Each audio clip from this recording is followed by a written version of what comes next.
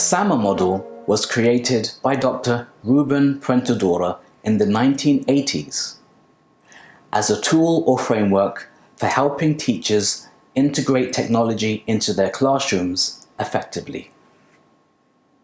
It is composed of 4 levels, which are substitution, augmentation, modification, and redefinition. At the substitution level, technology acts as a direct tool substitute with no functional change to the task or activity. For example, if I ask my students to write an essay using a computer, this is considered substitution, because essentially the computer is substituting pen and paper without any meaningful change or improvement to the task.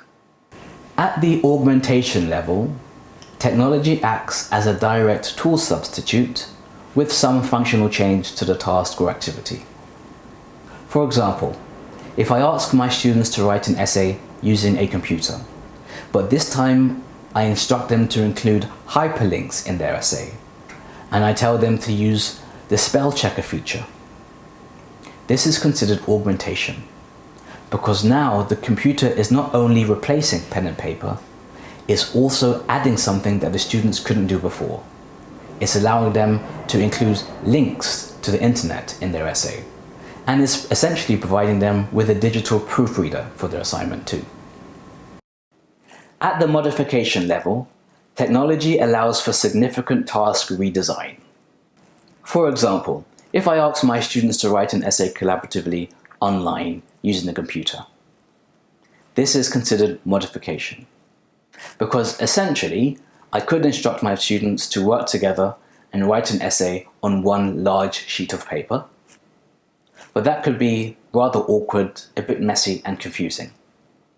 But by using technology, each student can sit on their own laptop or their own tablet device or their own mobile phone, and they're all accessing the same document virtually on the cloud. So this is significant task redesign. At the redefinition level, technology allows for the creation of tasks which were previously inconceivable.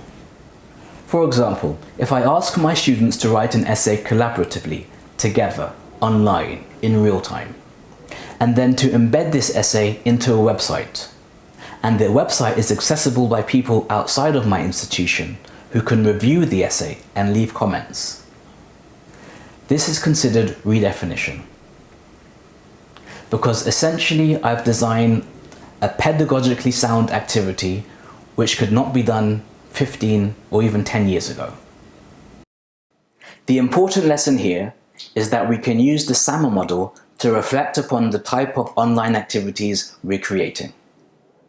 You should ask yourself, am I simply substituting what happens in the classroom here?